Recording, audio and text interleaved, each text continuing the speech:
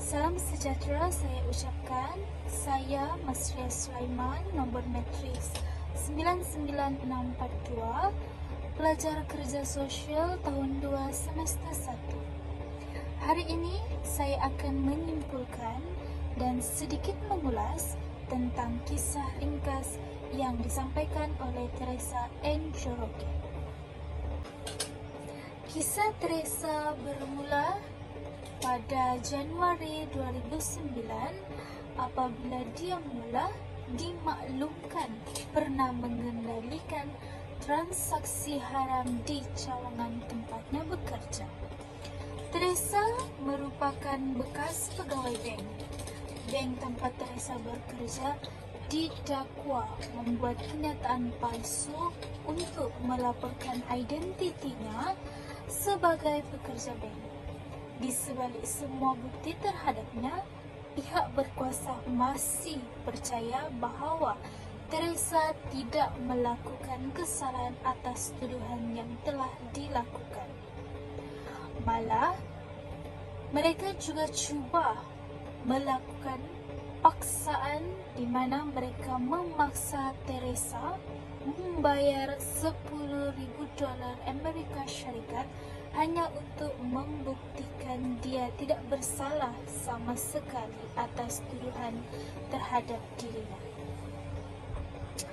Namun bagi Teresa ini bukanlah permulaan yang buruk. Walaupun pada hakikatnya ini adalah pengalaman yang begitu pahit bagi Teresa, namun bagi Teresa ini adalah permulaan bagi kehidupannya. Oleh hal yang demikian, saya akan menyampaikan serba sedikit kronologi yang saya dapat simpulkan dalam TED Teresa tersebut. Yang pertama, yaitu Teresa berdepan dengan sabitan salah, di mana Teresa dituduh terlibat dalam jenayah keuangan berjuta-juta dolar. Walaupun dia tidak bersalah, dia telah ditangkap dan disabitkan kesalahan. Walaupun pada dasarnya tiada bukti yang kuat yang dapat membela diri Teresa, sehingga dapat mengaitkannya dengan jenayah tersebut. Dia bercakap dalam TED tersebut, dia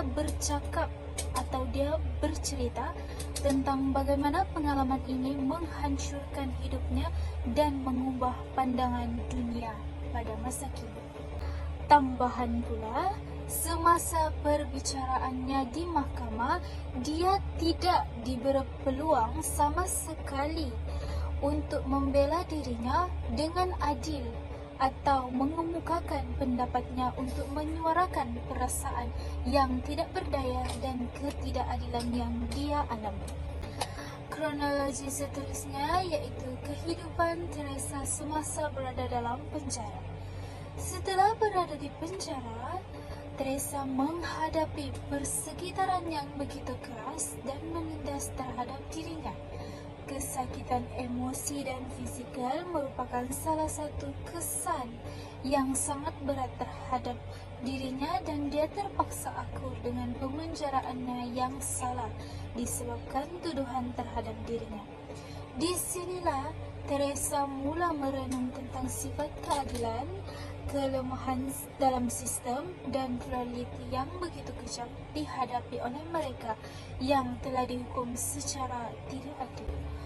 Walaupun dalam keadaan yang begitu sukar, namun Teresa menemui cara untuk teruskan kehidupannya dan bahkan berkembang maju.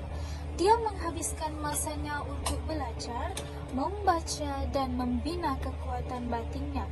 Tempo refleksi ini adalah kritikal untuk transformasi atau perubahan terhadap pribadi. Seterusnya, permulaan baru. Kisah Teresa tidak berakhir dengan di penjara. Selepas dibebaskan, dia bekerja tanpa jemu untuk membela semula hidupnya dan berusaha untuk membuat perubahan di dunia.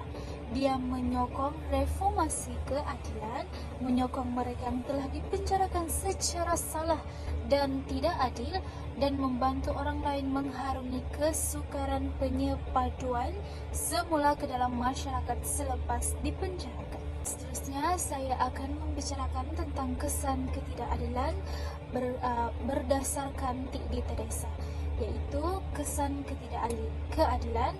Dia membincangkan kesan atau parut emosi yang mendalam yang timbul daripada disabitkan secara salah, termasuk kerosakan yang ditimbulkannya kepada rasa identiti dan kepercayaan seseorang terhadap sistem perundangan. Beliau menekankan bagaimana sistem keadilan jenayah mestilah lebih adil, telus dan bertanggung jawab untuk mengelakkan sabitan salah daripada terus berlaku di dunia. Bukan itu sahaja, terdapat juga cabaran yang Teresa sampaikan. Yang pertama yaitu ketidakadilan sistematik, di mana kesalahan, tuduhan dan korupsi mencerminkan kelemahan dalam sistem keadilan yang memberi kesan kepada setiap individu yang tidak bersalah. Seterusnya, kemiskinan dan penjara. Teresa menyaksikan bagaimana kemiskinan menjadi penyebab utama wanita masuk ke penjara dan sukar untuk memulakan hidup baru selepas pembebasan. Yang terakhir yaitu stigma sosial, bekas banduan menghadapi cabaran integrasi semula ke dalam masyarakat kerana prasangka sosial. Oleh itu, pengajaran yang dapat saya ambil daripada T.D. Teresa adalah pengalaman Teresa mengajarnya banyak pelajaran, termasuk kepentingan bercakap benar kepada kuasa, tidak pernah kehilangan harapan, dan nilai menjadi sebahagian daripada komuniti yang sangat menyokong. Salah satu mesej utama ceramahnya ialah walaupun dia tidak dapat mengawal peristiwa yang membawa kepada pemenjaraan yang salah, tetapi dia boleh mengawal cara dia bertindak balas terhadap peristiwa tersebut. Pemikiran ini Teresa percaya adalah kunci untuk mengatasi ketidakadilan hidup. Sekian itu sahaja daripada saya. Sekian dan terima kasih.